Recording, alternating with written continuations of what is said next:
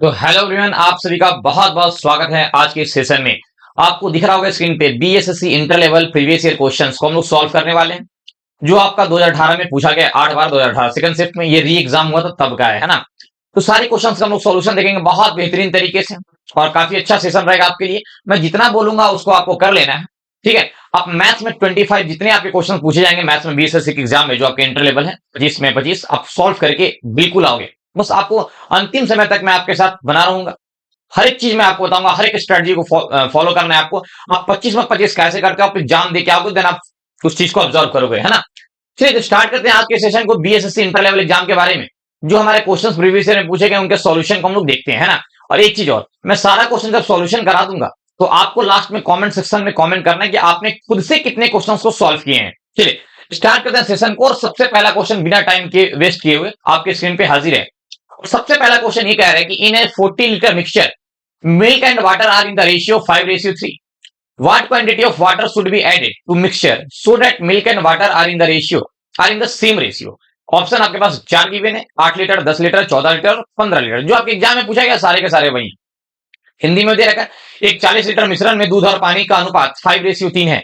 मिश्रण में पानी की कितनी मात्रा मिलाई जानी चाहिए ताकि दूध और पानी का अनुपात समान हो जाए? बहुत सिंपल। अब ध्यान देना यहाँ पे मिल्क जो है और वाटर है उनका जो रेशियो है 5 से कितना है 3, 5 से 3 है। अब कह रहा है कि यहाँ पे टोटल क्वांटिटी कितना है 40 लीटर का। तो 5 मिल्क है और 3 वाटर है, तो 5 3 8, 8 का वैल्यू कितना है 40 लीटर है। तो एक का मान कितना है 8 से डिवाइड कर देंगे तो एक का मान कितना आ गया 5। तो यहाँ 5 का मान कितना 25 और 3 का मान कितना हो गया जी 5 3 15, कितना हो गया 15 हो गया। कितना हो गया 15। तो यहाँ पे आपका मिल्क कितना हो गया 25 लीटर और आपका वाटर कितना हो गया 15 लीटर। कोई दिक्कत नहीं होगा। अब कह रहे वाटर कितना ऐड किया जाए, what quantity of water should be added. तो वाटर हमने मान लो x ऐड किया, तो रेशियो शुड भी क्या, रेशियो हमारा मिल्क एंड वाटर सेम होने चाहिए। तो हमने ऐड किया वाटर, तो जो मिल्क पहले 25 है आज भी मिल्क हमारा कितना होगा 25 ही होगा, आज भी मिल्क 25 ही होगा। तो रेशियो हमारे यहाँ और यहाँ का सेम होना चाहिए। इसका मतलब अगर यहाँ 25 है तो यहाँ भी 25 होना चाहिए। तब तो काटेंगे तो 1:1 आएगा। तो यहाँ पे वाटर था 15 और अब वाटर कितना हो चाहिए 25 होना चाहिए। यानी कितना वाटर ऐड होना चाहिए जी, x का वैल्यू कितना आ गया 10 लीटर। कितना 10। इसका मतलब ऑप्शन नंबर बी क्या होगा हमारे इस क्वेश्चन का राइट आंसर होगा। ऑप्शन नंबर बी आंसर क्या होगा 10 लीटर। आई होप इस क्वेश्चन को आप समझ गए होंगे और अगले क्वेश्चन की ओर हम चलते हैं। अगला क्वेश्चन हमारा क्या, बात करेंगे अगले क्वेश्चन के बारे में। तो अगला क्वेश्चन हमारा गिवन दे रखा है, shopkeeper buy pencil at a rate of 4 for 2 rupees and sells them at a rate of 8 for 3 rupees, find the loss और प्रॉफिट परसेंट। क्या है, एक दुकानदार 2 रुपए में 4 की दर से पेंसिल खरीदता है और उन्हें 8 की दर से 3 रुपए में बेच देता है, तो लाभ या हानि प्रतिशत ज्ञात करना है। ऐसे क्वेश्चंस को आप बहुत इजी वे में सॉल्व कर सकते हो। डायरेक्ट सुनना क्या होता है, ऐसे क्वेश्चन को सॉल्व कैसे करते हैं, कुछ नहीं करना है। जो हमारा रुपीज दे रखा है उसको बाद में रखेंगे 2 रुपया। और बात करें अगर यहाँ पे कितना है 3 रुपया, तो इस 3 रुपया को यहाँ लिख देंगे। और ऊपर में क्वांटिटी कितना है 4, रेट कितना है 4 है, तो यहाँ पे 4 लिख लो। और यहाँ इसमें कितने क्वांटिटी है 8 है, तो यहाँ पे 8 लिख लो। कोई बड़ी बात नहीं, मतलब क्वांटिटी वाला को इधर लिख लो और जो हमारा रुपीज दे रखा है उसको इधर लिख लो, ठीक है। हालांकि इसका बेसिक तरीका जो होता है वो क्वांटिटी को बराबर करना होता है, तो हम उतना नहीं करेंगे। यहाँ पे कोई बेसिक की बातें नहीं हो रही, डायरेक्ट कैसे ऐसे क्वेश्चन को सॉल्व करते हैं। तो देखो 8 को 2 में गुना कर दो कितना आ गया 16 आ गया। और 4 को 3 में गुना कर दो कितना आ गया 4 3 12 आ गया। तो 16 में हमने खरीदा और 12 में हमने बेच दिया, तो हमने लॉस कितने का हुआ 4 का। लॉस कितने का 4 का, किस पे हुआ 16 पे। तो नीचे में 16 मल्टीप्लाई कर देंगे 100 से। तो 4 से 4 बार में कटा, 4 से 25 बार में कटा और 4 से 4 कट गया, तो आंसर कितना आ गया 25%। और ये 25% का क्या है मेरा लॉस है, क्या है लॉस है, क्योंकि 16 में खरीद के और हमने 12 में बेचा, तो लॉस कितना होगा 25%। चलो इसका बेसिक भी बता ही देता हूं मैं, है ना। देखो क्या कह रहा है, एट ए रेट ऑफ 4, 4 के रेट से 2 रुपए में, क्लियर। यहाँ पे क्या रुपीज है, ये रुपीज है 2 रुपए में, है ना। और बेचने टाइम क्या किया 8 के रेट से 3 रुपए में बेच दिया। तो कुछ नहीं करना है हमें, जो यहाँ पे क्वांटिटी है ना, क्वांटिटी ये 4 और यहाँ पे क्या है इसको बराबर करना होता है। तो 4 और 8 का एलसीएम क्या होता है 8 ही होता है।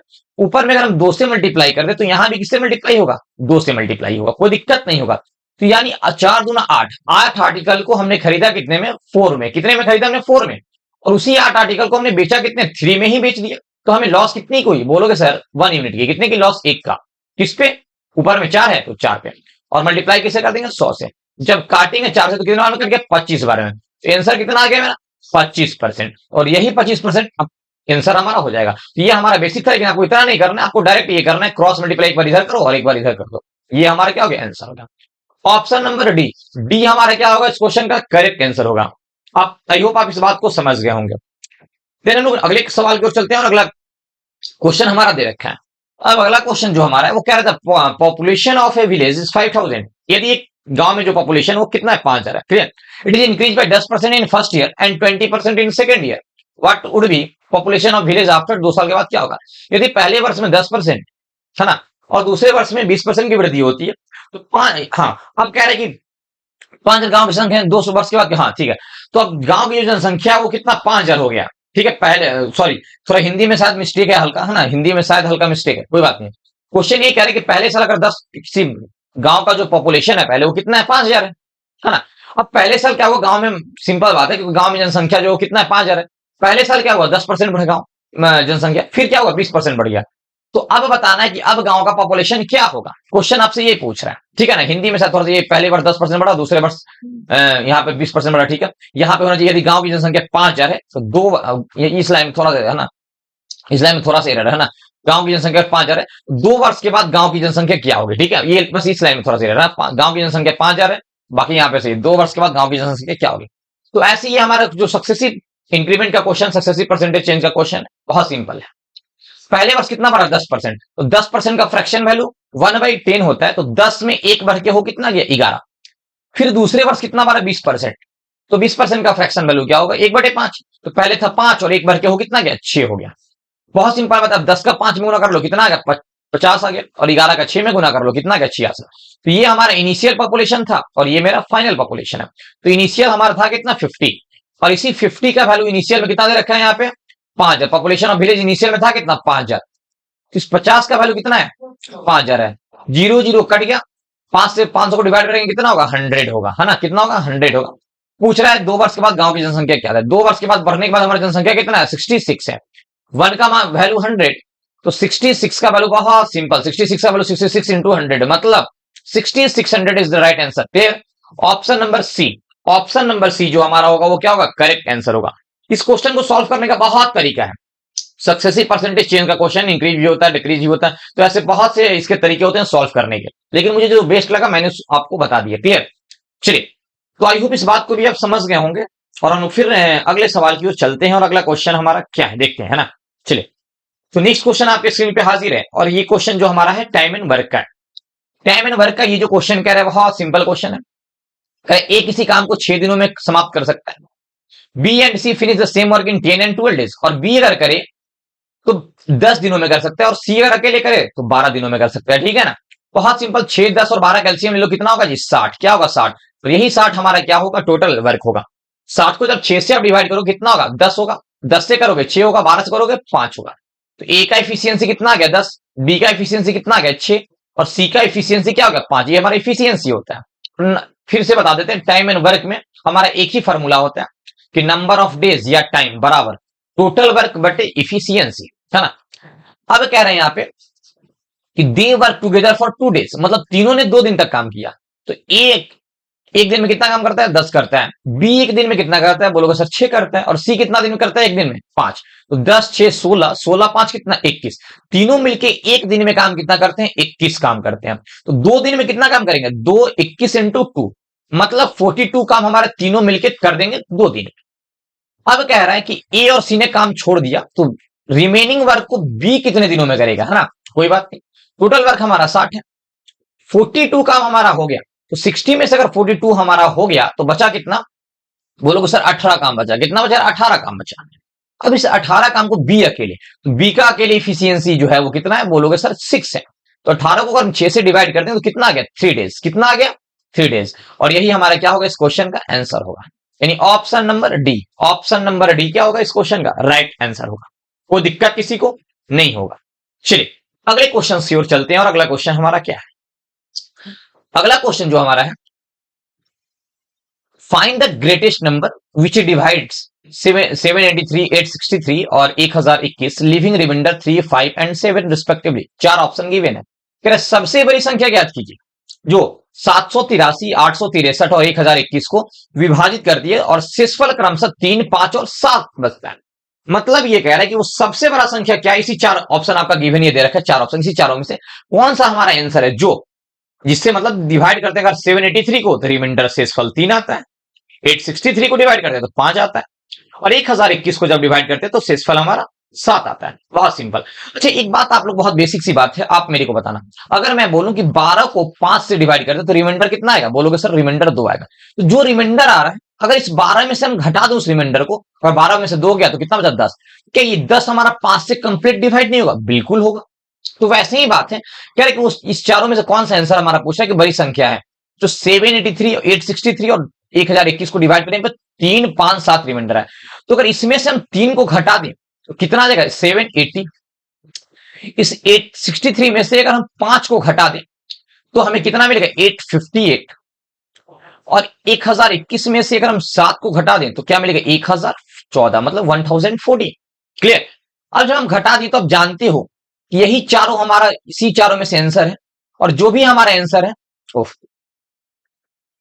एक सेकंड, हाँ, जो भी हमारा आंसर है उससे ये नंबर अब कंप्लीट डिवाइड हुआ, क्योंकि जो शेषफल बच रहा था, रिमाइंडर बचा, तो उस रिमाइंडर को हमने घटा दिया। तो अब इसी चारों में से हमारा जो आंसर है उससे डिवाइड करेंगे तो ये तीनों नंबर हमारा कंप्लीट डिवाइड होगा। और जिस इन चारों में से ये तीनों नंबर कंप्लीट डिवाइड होगा वही हमारा क्या बनेगा? आंसर बनेगा। अब अगर बात करें, सबसे पहला ऑप्शन देखो 78। तो 78 से अगर देखें तो पहला नंबर ऐसे ही दिख रहा है कि 10 से डिवाइड हो जाएगा। फिर 78 से देखें तो 858 जो है वो 11 बार में डिवाइड हो जाएगा। और फिर 1014 को अगर हम देखें तो ये भी 78 से हमारा 13 बार में डिवाइड होगा। कितना बार में? 13 बार में डिवाइड हो जाएगा। तो ये 78 से हमारा तीनों नंबर क्या हो रहा है? कंप्लीट डिवाइड हो रहा है। बाकी देखेंगे 39 तो हमारा छोटा है, तो इसको देखेंगे ही नहीं। बात करें अगर ये 93, तो 93 से अगर चेक करेंगे 93 से कि क्या ये डिवाइड हो रहा है, तो ये तीनों कंप्लीट डिवाइड नहीं हो पाएगा, है ना। आप अगर डिवाइड करोगे तो 87 से भी करोगे तो तीनों कंप्लीट डिवाइड नहीं हो पाएगा, है ना। तो आपका आंसर जो होगा वो क्या हो जाएगा? 78 हो जाएगा। और इसका जो राइट आंसर होगा वो ऑप्शन नंबर ए होगा, यानी 78 जो आपका होगा वो क्या होगा? इस क्वेश्चन का सॉल्यूशन यानी आंसर होगा। क्लियर? चलिए, आई होप इस बात को भी आप समझ गए होंगे। या फिर आप डायरेक्ट भी कर सकते हैं। डायरेक्ट आप कैसे करते हैं कि आपको ये 1, 2, 3 नंबर दिख रहे हैं, अब ये इसी चारों में से आपका कोई ना कोई आंसर होगा, आप इससे डिवाइड करोगे नंबर से, तो एक बार रिमाइंडर 3 आना चाहिए, 5 आना चाहिए और 7 आना चाहिए। अगर आप इन तीनों में से नहीं घटाओगे, जैसे मैंने यहाँ पे घटाया था, इसमें 3, 5 और 7, अगर आप नहीं घटाते ना तो सिंपल बात है, अगर आप 78 से डिवाइड करते 783 को तो शेषफल 3 कितना आता? 3 आता। इसको करोगे आप 863 को तो शेषफल आपका 5 आएगा। इसको करोगे 1021 को तो शेषफल कितना आएगा? 7 आएगा। क्लियर है ना? तो आप समझ गए होंगे। चलिए, तो अगला क्वेश्चन की ओर हम लोग चलते हैं। और जो नेक्स्ट क्वेश्चन आपका है वो कह रहे हैं, बहुत simple question, Rita spends 1/5 of her salary on food, 1/2 of her salary on education and 1/10 of her salary on clothes, है ना।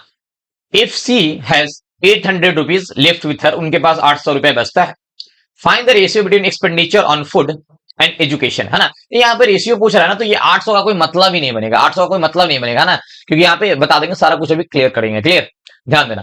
कह रहे रीता अपने वेतन का 1/5 भाग भोजन पर खर्च करती है, शिक्षा पर उसके वेतन का 1/2, शिक्षा पर उसके वेतन का 1/2 खर्च करती है, और कपड़ों पर उसके वेतन का 1/10 खर्च करती है। क्लियर है ना? अगर उसके पास 800 रुपए बचे हैं, 800 रुपया बचा हुआ है, तो भोजन और शिक्षा पर खर्च यानी व्यय के बीच का अनुपात ज्ञात कीजिए। ठीक है ना? रेशियो पूछ रहा है ना, तो जो हमारा 800 रुपया दे रखा है उसका कोई यूज नहीं बनता है अगर रेशियो पूछ रहा है तो, है ना। देखो ध्यान से बात करें, यहाँ पे क्या 1/5 है, यहाँ पे क्या 1/2 है, और यहाँ पे क्या 1/10 है। तो कुछ नहीं करना है, हमने टोटल इनकम इस 5, 2 और 10 का एलसीएम कितना होगा? 10 होगा। तो 10 को ही हमने क्या मान लिया? टोटल इनकम मान लिया, टोटल इनकम मान लिया। ठीक है।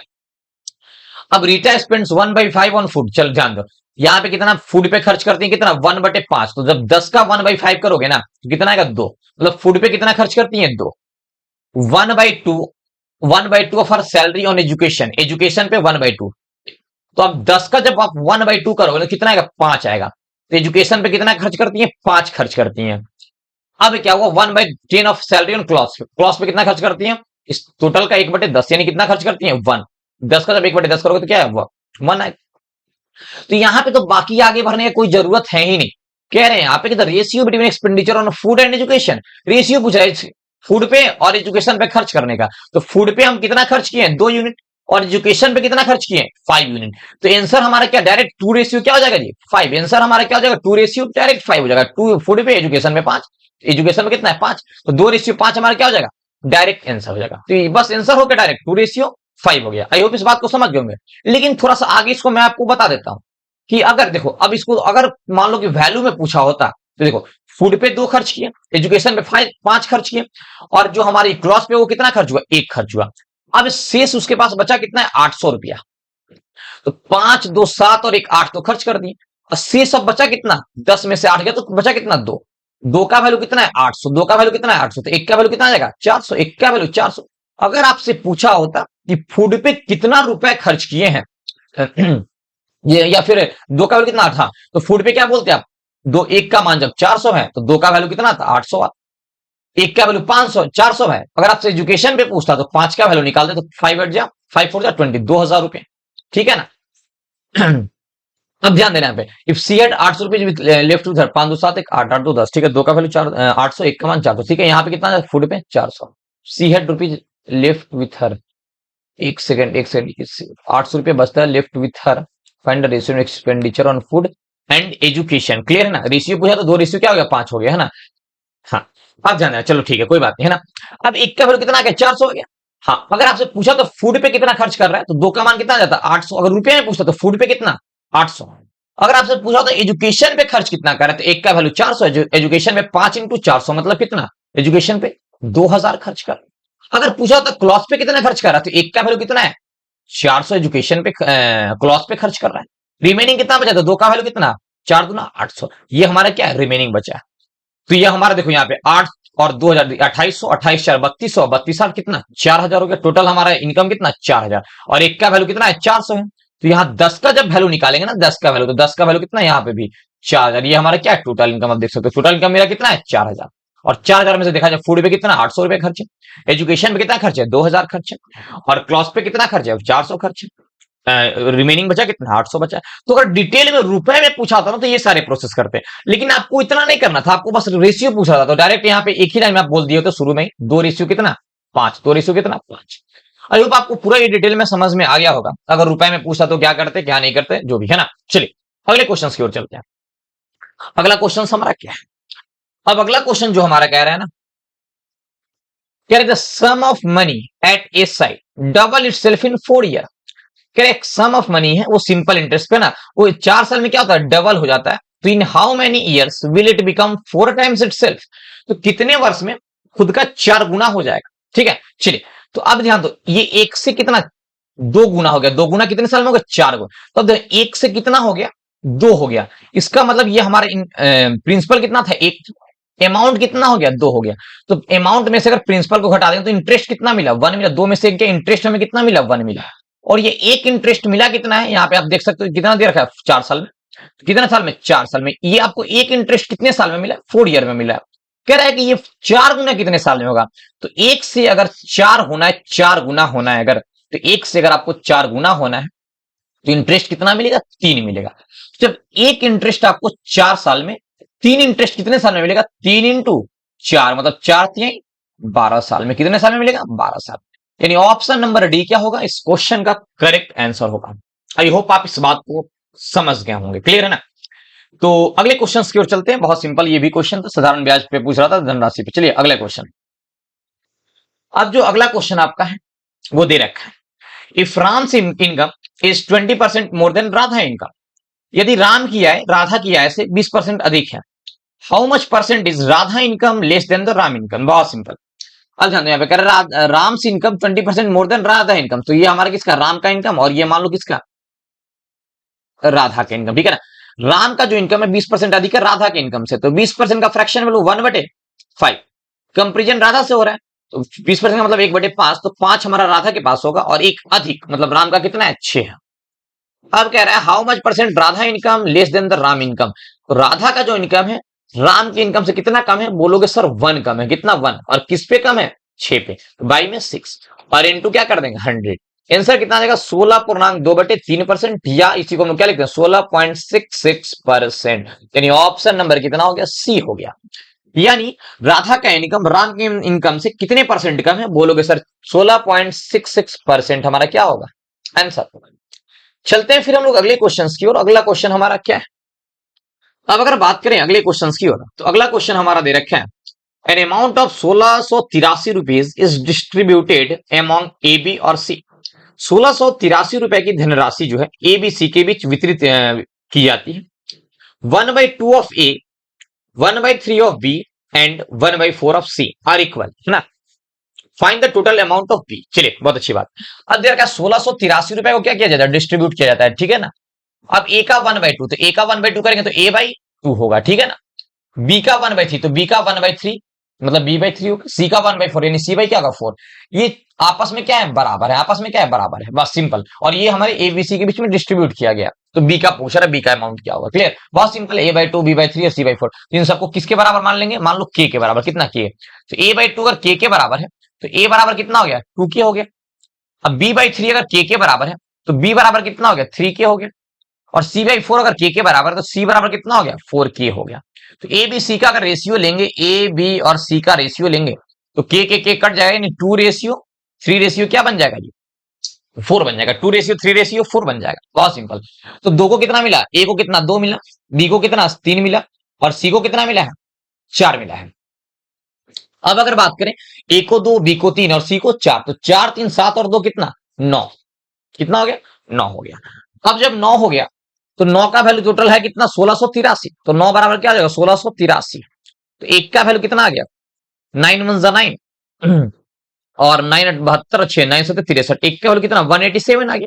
पूछ रहा है बी के बारे में ना, तो बी हमारा कितना है, जब एक का वैल्यू हमारा कितना आ गया 187, तो अब पूछ रहा है बी, तो बी कितना है 3 है। तो एक का वैल्यू जब 187 तो 3 का वैल्यू 3 इंटू 187 कितना कितना जाएगा आपका, यहाँ पे 7 तरीके 21 मतलब 7 तरीके 21 कैरी 2 54 55 56 561, सॉरी, हाँ ठीक है, 54 55 7 21 7 तरीके 21 के 54 55 और 56 561, यानी ऑप्शन नंबर क्या हो जाएगा ए, इस क्वेश्चन का क्या हो जाएगा जी आंसर। इस क्वेश्चन का जो आंसर होगा वो क्या हो जाएगा 61 हो जाएगा, 561 हो जाएगा, ठीक है। आई होप इतनी बात आप समझ गए होंगे। तो हम लोग फिर नेक्स्ट क्वेश्चन की ओर चलते हैं और अगला क्वेश्चन हम लोग देखते हैं। अगला क्वेश्चन हमारा क्या है, ठीक है। आपको कुछ भी नहीं कर रहे हैं, मैं फिर से बता रहा हूँ, एक फिर लेक्चर आपका लेकिन ऐसा भी लेक्चर आएगा जिसमें सारा कुछ बताया जाएगा कि आपको कैसे क्या करना है, हर एक चीज, ठीक है ना। आपको कैसे मैथ्स का स्ट्रेटजी, आप किसी भी एग्जाम के लिए, चाहे वो बात करें सीजीएल का, मतलब किसी भी कम्पिटेटिव एग्जाम के लिए, चाहे वो सीजीएल हो, सीएचएसएल हो, या फिर कुछ भी, क्लियर, पूरे कंप्लीट आप एग्जाम कंपटीशन कंपिटेटिव एग्जाम के लिए कैसे मैथ्स का रणनीति को फॉलो करोगे, क्या total out of total maths में आप बिल्कुल कर सकते हो, है ना। मैं फिर से मैं बार बार हमेशा ऑफलाइन बैचेस में भी मैं बोलता हूँ, ऑफलाइन में भी हमेशा, कि आप 10 चीज को बार बार 10 चीज को आप एक एक हर एक मान लो अगर 10 बुक है तो सब बुक को एक एक बार बनाओगे ना, तो इतना बनाने की जरूरत नहीं है, आप इतना आपके पास समय है ही नहीं। आपको हार्ड वर्क नहीं, आपको हार्ड वर्क के साथ स्मार्ट वर्क करना है। मतलब आप एक चीज को बार बार बनाओ, एक चीज को, क्योंकि देखो 10 बुक बनाओ तो ऐसा नहीं कि 10 बुक बिल्कुल अलग अलग है, बिल्कुल भी नहीं है ऐसा, है ना। आप एक चीज को 10 बार बनाओ, सिलेक्शन 100% होगा। कम पढ़ो ज्यादा पढ़ो डजेंट मैटर, लेकिन आपको पढ़ना कंटिन्यू, ये नहीं कि एक दिन में आप 15 घंटा पढ़ लिए और पता चला अगले दिन आप 1 घंटा भी नहीं पढ़े, है ना। तो आप ऐसे अगर करोगे तो आपका सिलेक्शन नहीं हो सकता। आप कंटिन्यूटी मेंटेन करना है आपको, है ना, एकदम कंटिन्यू आपको पढ़ते चलना है। डायरेक्शन आपका सही भी होना चाहिए, रास्ता एकदम आपका, जो आपका रास्ता है देखो सही डायरेक्शन में मेहनत करने से सिलेक्शन होता है। जैसे मान लो कि आपको, जैसे मान लो ये पॉइंट ए है और आपको जाना है पॉइंट, एक एग्जाम्पल के तौर पर दे रहे हैं कि आपको मान लो पॉइंट बी की ओर जाना है और यहाँ पॉइंट सी है, तो आप मान लो अगर ए से पॉइंट बी की ओर जा रहे हो तो आपको यहाँ पे अगर सिलेक्शन मिल रहा है, लेकिन आप मान लो इस डायरेक्शन में जाके और आप चलने लगे सी के वाले डायरेक्शन में, तो आप गलत डायरेक्शन में अगर जाओगे तो मेहनत तो आप किए ही, ज्यादा ही मेहनत कर लिए, लेकिन आप अपने डेस्टिनेशन पे नहीं पहुंच पाओगे। आपका डेस्टिनेशन इधर है, तो आपको क्या पढ़ना, आपको सेलेक्ट, बहुत जल्दी आपके लिए सीजीएल का भी आएगा, सीजीएल के लिए फिर कंप्लीट क्वांट या फिर एडवांस या अर्थमेटिक बिल्कुल अलग अलग है, जिसमें आपको सब कुछ पढ़ाया जाएगा, एक एक चीज आपको। फिर से मैं बोल रहा हूँ, कोई बुक नहीं बनाना होगा, ये तो बीएसएससी के लिए स्पेशल, जिसमें मैं प्रैक्टिस पेपर करा रहा हूँ, है ना। इसमें आपको जरूरत पड़ेगा तो आप लोग बताओगे तो मैं चैप्टर्स भी करा दूंगा इसके लिए, है ना, बीएसएससी के लिए, ये सिर्फ बीएसएससी के लिए। लेकिन आपको कंप्लीट किसी भी कॉम्पिटेटिव एग्जाम के लिए आपको प्रिपरेशन करना चाहते हो, एक क्लास में, मतलब आई मीन कि आप एक बार पढ़ो और सब कुछ आप निकाल पाओ अच्छे तरीके से, तो उसके लिए भी आपके लिए एक बैच में ला दूंगा, है ना, जिसमें आप एक बार, जैसे मान लो कोई भी आप चैप्टर पर, जैसे आपने परसेंटेज पढ़ लिया, तो आपको फिर जीवन में कभी परसेंटेज नहीं पढ़ना होगा। चाहे किसी भी एग्जाम को दोगे, सारे के सारे क्वेश्चन आप सॉल्व करके आ पाओगे बिना कोई बुक बनाए। आपको बुक भी नहीं बनाना है, क्यों नहीं बनाना है, क्योंकि बुक बनाओगे तो सारे के सारे क्वेश्चन आपके सॉल्व होंगे। आपको डायरेक्ट यहां पढ़ना है और आपको मॉक देना है, मॉक, ठीक है, टेस्ट आपको देना है ऑनलाइन मॉक, ठीक है। बस आप देखोगे पूरा में पूरा आउट ऑफ टोटल आप कर पाओगे 100%, लेकिन आपको मैं फिर से बोल रहा हूं, जो मैं बोलूंगा उस रणनीति को आपको फॉलो करना होगा, ठीक है। चलिए, तो अगले क्वेश्चन की ओर हम लोग चलते हैं बिना टाइम वेस्ट किए, और अगला क्वेश्चन हमारे यहाँ पे दिख रहा होगा। अगला क्वेश्चन जो कह रहा है, in how many years will 1000 रुपया बिकम्स 1331 रुपया at compound interest rate of rate हमारा कितना 10% है। कह रहे कितने वर्ष में 1000 रुपए की धनराशि 1331 हो जाएगी कंपाउंड इंटरेस्ट पे, है ना। तो बहुत सिंपल बात है, कंपाउंड इंटरेस्ट का मतलब होता है क्या, सक्सेसिव परसेंटेज इंक्रीज, क्रमागत प्रतिशत वृद्धि को हम लोग क्या कहते हैं, कंपाउंड इंटरेस्ट कहते हैं। बहुत सिंपल। तो यहाँ पे तो मैं देख के आंसर में मार दूंगा, लेकिन मैं चलो सोल्यूशन कराता हूँ। प्रिंसिपल हमारा कितना 1000 है, अब कह रहा है 10% के रेट से भर रहा है, ठीक है। रेट हमारा कितना 10%, तो 1000 हमारा धनराशि है। अगर हम 10% की बात करें तो 10% मतलब 1/10, तो 10 में 1 अगर बढ़ गया तो खुद का कितना हो गया 11/10। तो जब हम इसको काटेंगे अगर 1000 को 11/10 से, तो आपका 1100 आएगा। लेकिन आपको चाहिए कितना 1331। तो पहले साल हमारा 11/10 होगा, फिर दूसरे बार अगर हम करेंगे तो फिर हमारा क्या होगा 11/10 होगा। तो इस बार आपका आएगा 1220, सॉरी 1200 कितना आएगा 10 आएगा। तो हमको चाहिए कितना 1331। फिर अगर अगले साल हम बढ़ेंगे 11/10, तो आप देख सकते हो ये 10 10 10 नीचे में ये तीनों से ये हमारा 1000 कट गया, और 11 इंटू 11 इंटू 11 करोगे तो कितना आएगा 1331। मतलब आपका 1000 जो हमारा था वो कितना हो गया 1331। कितने साल में, पहले साल 11/10, फिर दूसरे साल 11/10 और तीसरे साल भी 11/10, यानी टोटल कितने साल लगे मुझे 3 इयर्स। कितने साल लगे 3 साल। यानी ऑप्शन नंबर जो हमारा क्या होगा इस क्वेश्चन का आंसर ए। आई होप इस बात को आप समझ गए होंगे। बहुत सिंपल था, कितने वर्ष में 10% प्रति वर्ष की चक्रवृद्धि ब्याज दर पर 1000 रुपए 1331 रुपए हो जाएगी, ठीक है। बहुत सिंपल, कंपाउंड इंटरेस्ट का मतलब सक्सेसिव परसेंटेज इंक्रीज, ठीक है। चलिए, तो फिर हम लोग अगले क्वेश्चन की ओर चलते हैं, और अगला क्वेश्चन हमारा क्या है, स्क्रीन पे हाजिर है। बहुत सिंपल क्वेश्चन। अगला क्वेश्चन जो आपको दिखा होगा, कह रहा है shopkeeper sold a cycle at a cost of 1600 rupees at a loss of 20%। एक दुकानदार एक साइकिल को 1600 रुपए की लागत पर 20% की हानि पर बेचता है, ठीक है। अब क्या हुआ, at what price should the cycle be sold to gain 15% profit. 15% लाभ प्राप्त करने के लिए साइकिल को किस मूल्य पर बेचा जाना चाहिए। बहुत सिंपल क्वेश्चन, चलिए देखते हैं। कह रहे हैं यहाँ पे कि मान लिया हमने सीपी जो है वो कितना होता है, बहुत सिंपल 100%। सीपी कितना होता है 100%। अब कह रहे हैं 20% के लॉस पे हमने बेचा, 20% के लॉस पे। तो 100 अगर हम 20% के लॉस पे बेचे तो हमने बेचा कितना में जी 80% में, और 80% का वैल्यू कितना है 1600 रुपया। कितना है 1600। तो अगर हम काटेंगे इससे 0 0 कट गया और 8 दूना मतलब 1% का वैल्यू कितना आ गया 20। डिवाइड करेंगे 1600 को 20 से तो 1% का वैल्यू कितना आ गया 20 आ गया। अगर आपसे सीपी पूछा होता कॉस्ट प्राइस, तो 1% का वैल्यू हमारा कितना है यहाँ पे, 1% का वैल्यू हमारा 20 आ गया। तो सीपी 100% है तो 100% का वैल्यू हमारा 2000 हो जाता अगर सीपी पूछता। लेकिन सीपी नहीं पूछा, आपसे पूछा क्या, अगर हम 15% के प्रॉफिट पे बेचेंगे तो कितना में बेचेंगे। सीपी हमारा 100% है, 15% के प्रॉफिट पे अगर हम बेचेंगे तो 115% में बेचेंगे। 1% का वैल्यू कितना है 20 है, तो 115% का वैल्यू कितना हो जाएगा 115 इंटू 20। आंसर कितना 5 10 23। आंसर कितना आ गया 2300। ऑप्शन नंबर जो होगा वो क्या होगा B, 20 the right answer. Clear, मतलब 2300 आपका जो इस क्वेश्चन का आंसर होगा वो क्या होगा 23। चलिए, इसी के साथ हम लोग अगले क्वेश्चन की ओर चलते हैं, और अगला क्वेश्चन हमारा क्या है। अब अगर हम बात करें अगले क्वेश्चंस की, तो आपका ये अगला क्वेश्चन जो एवरेज यानी औसत का है, पूछा गया आपके एग्जाम में, ठीक सारे क्वेश्चंस आपके पूछे गए है ना।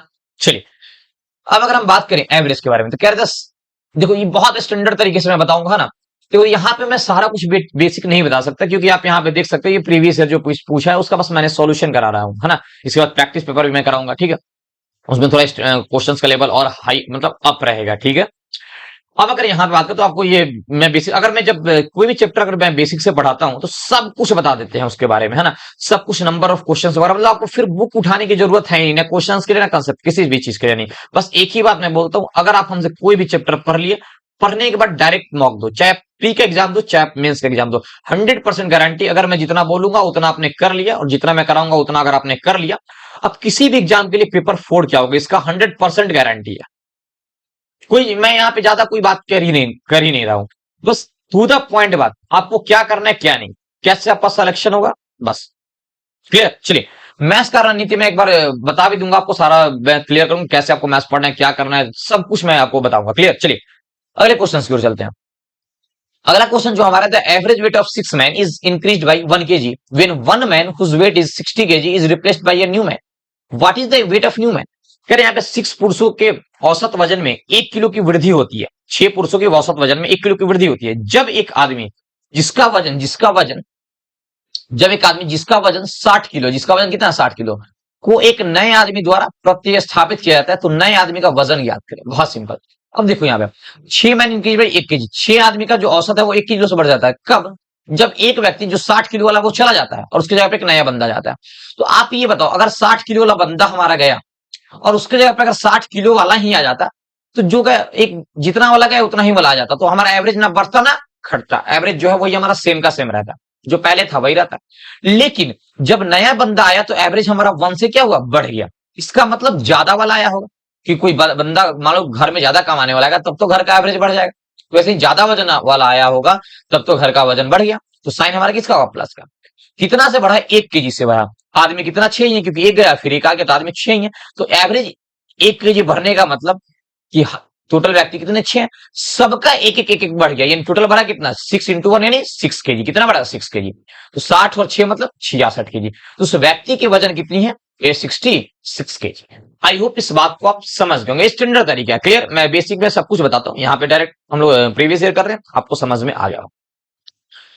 तो फिर अगले क्वेश्चन की ओर चलते हैं, और अगला क्वेश्चन हमारा क्या है, देखते हैं स्क्रीन पे। चलिए अगला क्वेश्चन कह रहे the cost price is 80% of the selling price. यदि क्रय मूल्य विक्रय मूल्य का 80% है, then what is the profit percent, तो लाभ प्रतिशत क्या है। Very simple. फिर से मैं बोल रहा हूं, जितने मैं क्वेश्चंस करा रहा हूं इसका लास्ट में कमेंट सेक्शन में कमेंट जरूर करना कि आपने खुद से टोटल नंबर ऑफ क्वेश्चन में कितने क्वेश्चन खुद से सही किए। क्लियर, चलिए अगला क्वेश्चन करें, cost price 80% of selling price, ये हमारा सीपी है और ये हमारा एसपी है। 80% का मतलब 4/5, क्योंकि 80/100 करोगे तो 4/5 होगा ऑफ द सेलिंग प्राइस। तो 80% ऑफ सेलिंग प्राइस, तो 80% का मतलब 4/5। तो एसपी के पास क्या हो जाएगा, 4 हो जाएगा, 5 हो जाएगा सॉरी, और सीपी के पास क्या हो जाएगा, 4। क्योंकि 80% मतलब 80/100 मतलब 4/5। तो एसपी के पास 5 और सीपी के पास 4। कह रहा है फाइंड द प्रॉफिट परसेंट। तो सिंपल बात है, प्रॉफिट कैसे निकालते हैं, प्रॉफिट परसेंट। तो एसपी में से सीपी को हटाओ, कितना प्रॉफिट है, 1 का। किस पे, सीपी हमारा कितना है, 4 है, इंटू 100 करेंगे, काटेंगे, आंसर कितना है, 25%। Option number A, option number A is the correct answer.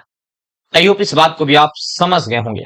चलिए इसी के साथ अगला क्वेश्चन की ओर, और अगले क्वेश्चन जो हमारे हैं वो गिवन आपको दिख रहा होगा। चलिए तो अगला क्वेश्चन जो है वो the ratio of income and saving per month of a person is 7:5। मतलब महीने का जो रेशियो दे रखा है इनकम और सेविंग यानी बचत का, एक व्यक्ति की प्रति माह आय और बचत का अनुपात 7 से 5 है। If he spend 72,000 rupees per annum, मतलब वो एक साल में 72,000 रुपए खर्च कर देता है, तो उसकी मासिक आय ज्ञात करना है, उसकी मासिक आय ज्ञात की। चलिए बहुत अच्छा क्वेश्चन है। तो इनकम और सेविंग, ये मंथली हमारा इनकम और सेविंग कितना है, 7 से 5 है। अगर वो 7 कमाता है महीने में, तो खर्च कितना करता है, सॉरी बचाव होता है कितना है, 5। तो महीने में वो खर्च कितना किया, 7 तो कमाया और 5 हमारा बचा लिया, तो खर्च कितना किया महीने में, 2। महीने में खर्च कितना किया, 2। और सालाना खर्च मतलब एक साल में पर इनम का जो एक्सपेंडिचर है वो कितना है, 72,000। मतलब एक्सपेंडिचर हमारा क्या है, ईयरली है। तो अगर महीने में पूछे तो टोटल एक साल में कितना महीना, 12 महीना होता है। अगर हम 12 से डिवाइड करते हैं तो 12 6 72, यानी हर महीना वो खर्च कितना करता है, 6,000। क्योंकि 12 से एक साल में 12 महीना, साल में 72,000 खर्च करता है, तो हर महीने कितना किया होगा, 6,000। हर महीने 6,000 करता है, और क्वेश्चन में हर महीने कितना करता है, 2 यूनिट, और 2 का ही वैल्यू कितना है, 6,000 है। तो 1 का वैल्यू कितना है जी, 1 का वैल्यू 3,000। 1 का वैल्यू कितना है, 3,000 है। कह रहे find his monthly income, find his monthly income. 1 का वैल्यू 3,000, तो 7 का वैल्यू क्या होगा, मंथली इनकम हमारा कितना है, 7 है। 1 का जब मान 3,000 तो 7 का मान 7 इंटू 3,000, यानी आंसर हमारा कितना, 7 इंटू 3 मतलब 21,000। Option number B, B is the right answer. Clear, I hope इस बात को आप समझ गए होंगे। तो हम लोग फिर अगले क्वेश्चन की ओर चलते हैं, और अगला क्वेश्चन हमारा क्या है। अगला क्वेश्चन बहुत अच्छा सवाल है। इफ इन ए फैमिली, एक परिवार में, each daughter has the same number of brothers as she has sister, and each son has twice as many sister as he has brothers, how many sons are there in the family? Option है 5 3 4 and 2। Clear, चलिए ये जो question है, कह रहे हैं यदि किसी परिवार में, एक परिवार है, उस परिवार में प्रत्येक पुत्री की, है ना, कि भाइयों की संख्या उतनी ही है जितनी उसकी बहनें हैं। ठीक है ना, जितनी उसकी बहनें हैं, पुत्री के भाइयों की संख्या उतनी है जितनी उसकी, मतलब एक पुत्री है, हाँ पुत्री जो है उसके भाइयों की संख्या उतनी है जितनी पुत्री की बहन लोग हैं। क्लियर है ना, और कह रहे और प्रत्येक पुत्र की उसके भाइयों की तुलना में, मतलब जो पुत्र हमारे उनके जो भाई वगैरह है उनकी तुलना में दोगुनी बहनें हैं। बहनें कितनी है, दोगुनी है। बहुत अच्छा लैंग्वेज है इस क्वेश्चन का। क्लियर है ना, चलिए देखते हैं हम लोग क्वेश्चन को। अब सुनिए, यदि किसी प्रत्येक पुत्री की भाइयों की संख्या, अब मान लिया हमने पुत्री को मान लिया कितना, जो हमारा पुत्री ये दे रखा है, पुत्री मतलब डॉटर, हमने मान लिया कितना, डी। हमने कितना मान लिया, डी। क्लियर है, डी है डॉटर हमारी, ठीक है, पुत्री डी है। अब हमारे यहाँ पे क्या कर रहे हैं, सन्स जो हमारे बेटे है ना, हमने मान लिया जो पुत्र यानी सन्स जो हमारे पुत्र, वो कितने हमारे, एस। हमने एस मान लिया, सन्स कितने हैं हमारे एस। चलो ठीक है, अब देखो प्रत्येक पुत्री के भाइयों की संख्या उतनी है जितनी उनकी बहनें हैं।